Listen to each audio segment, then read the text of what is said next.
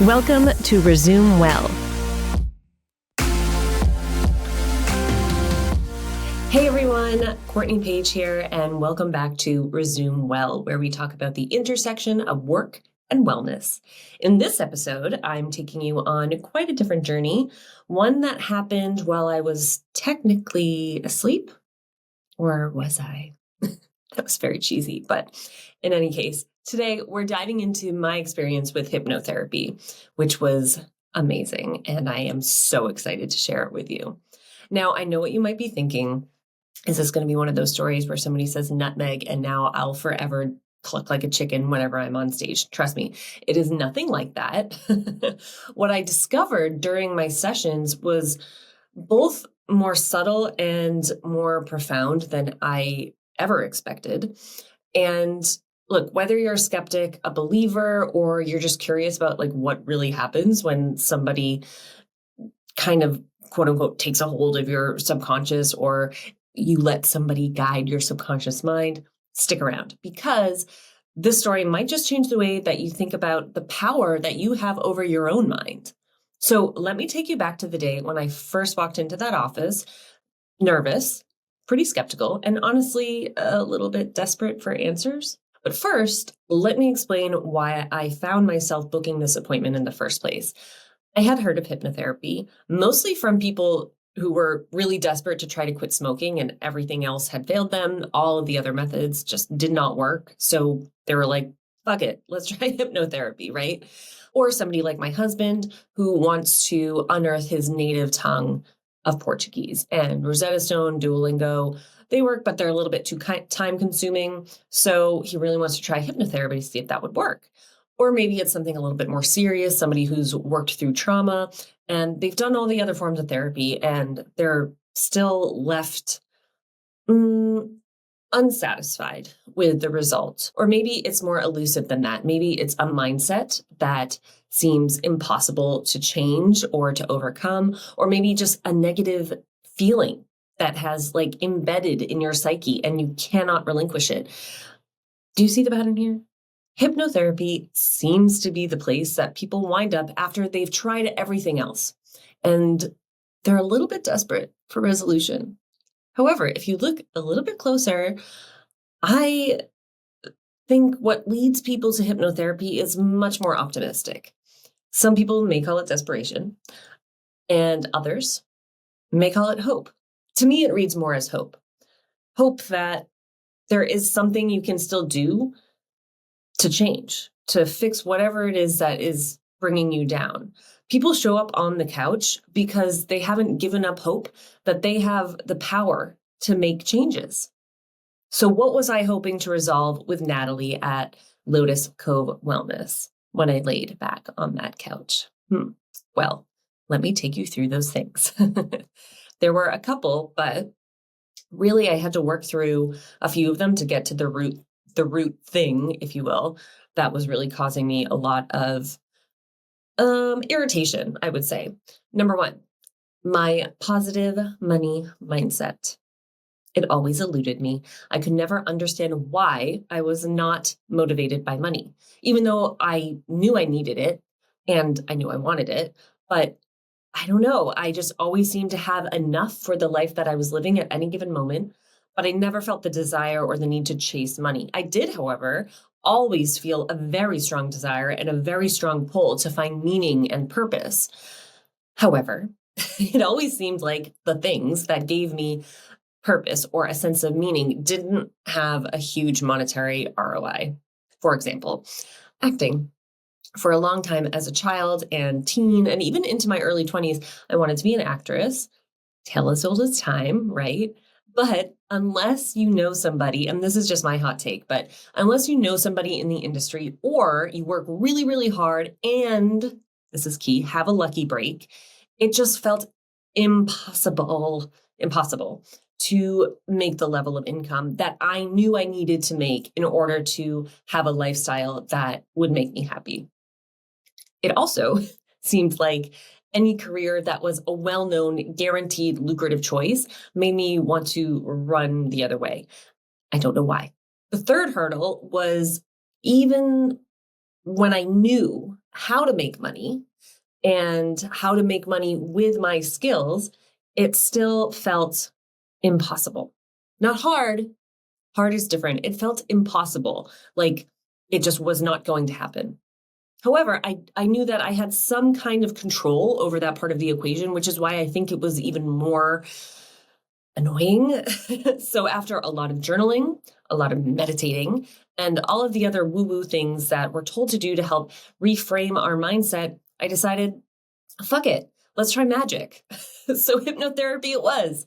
And okay, I was pretty nervous when I showed up for my first appointment. And I remember asking Natalie if I would wake up not remembering my children, which seemed like a reasonable fear to me at the time. And I now know that was a little bit dramatic. So here's what surprised me about hypno just off the bat. Number one, talk therapy beforehand. I did not know that there was going to be a whole, basically like therapy session before going quote unquote under. So it was more than I expected, but I really liked it because it helped cultivate trust, and it helped me understand what was going to happen and how it all worked. And it also helps Natalie, the hypnotherapist, understand more who I was as a person and who I wanted to be as a person and what my real goal was, which brings me to the second main thing that is very important to understand about hypnotherapy, that it is, at least in my experience, it's specific to a goal or a circumstance. So it's not this like broad thing where like you just show up and you go on, you quote unquote are hypnotized and you go under and they extract all these like random things that you didn't know were happening in your brain. That's not my experience with it. It was very, very specific to a goal or circumstance. So I went in saying, I really want to figure out what this money situation is because I know I can make a lot of it and I know I have the skills to do it. But for some reason, I have this voice in my head or this feeling or whatever you want to call it, that's telling me that I can't. And I know it's fucking lying. So like, what do I do? So in any case, it wasn't as if the therapist had complete control over my subconscious. That wasn't it at all. It was actually the opposite, which I think a lot of people don't understand about hypnotherapy, and I had no idea before I actually did it, is that you actually have the control. You are the person who has to allow yourself to, first of all, go under, right? And the more open and trusting I was of that process, the more I got out of each session. So it's kind of, I equate it to kind of a guided meditation. If you've ever gone to a yoga class and there's a really long shavasana at the end, that part at the end of the yoga class where it looks like everyone's sleeping, let's say that you're in that and the yoga teacher is kind of bringing you through a little bit of a guided meditation, just helping you to feel relaxed, however they do that. That's a guided meditation. And that's essentially what the hypnotherapist is doing. So she had me lay back. She had me concentrate on my breathing. She had me count. I think she had me count backwards. I don't even remember, but I do remember the most important thing that I remember that was helpful to allow myself to quote unquote go under was the heaviness in my arms and legs. She would say, your arms are getting heavier, your legs are getting heavier, like there's a big weighted blanket on top of you. And that really helped me feel safe. And it helped me allow myself to relax. And by relaxing, it allowed me to allow her more access to my thoughts and myself access to my thoughts.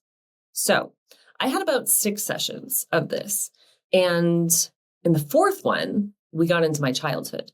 And yes, believe it or not, my money mindset had been directly tied to a childhood situation revolving around, I'm going to get a little personal, which if you've listened to me before, it's not like my favorite thing to do, but it was so important in this revelation that I had and in this experience that I think it's important for anybody who's interested in hypnotherapy and has something very, very personal that they want to address in hypnotherapy.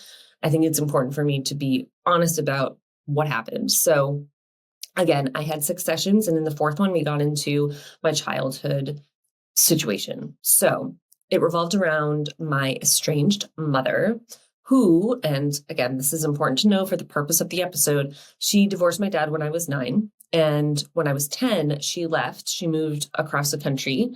And my dad ended up getting full custody of myself and, at the time, my older brother, who's now my sister. She's a transgender woman. And that was obviously very difficult for all of the obvious reasons. However, it was made more difficult because it was a very contentious divorce, and it resulted in a very, very dramatic court scene, which I don't like to discuss because my mindset over it was, it's okay, whatever, it happened, it's over, and I'm fine. It was sad. And of course, the lack of maternal relationship will always be a pain point, but I'm not the only one who's ever had to go through something like that. I figured, so, whatever, it'll be fine. I'll be fine. I'm good. That was kind of my whole mindset around it. So back to the session, we went through the whole scenario where I was essentially able to see that court scene from a different perspective as myself, but as myself now, as my older self, sitting with my 10-year-old self. And just that brought so much clarity and reassurance that my intuition at the time, when I was 10, that my intuition was right, which was A, this isn't normal. B, she's not normal. And C, how she's going about this is deeply wrong. And that felt like the hug I needed at the time.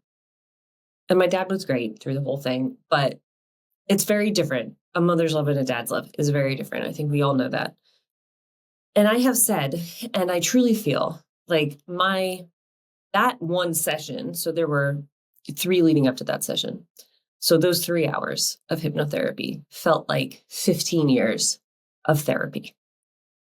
Phenomenal. I mean, oh my God. It was very reassuring, and I would recommend it for anybody who needs to have that perspective shift for something that happened to them. So going back to why I went there, which was for my money mindset, I didn't think that I was going to get into all of this like childhood shit, but how does all of this play into my money mindset? Issues with your mother have been aptly described as the mother wound. I've seen this kind of floating around online, and maybe I've only seen it because I've looked into it because it's obviously something that I deal with. But don't you know, it turns out that the mother wound is directly tied to the money wound.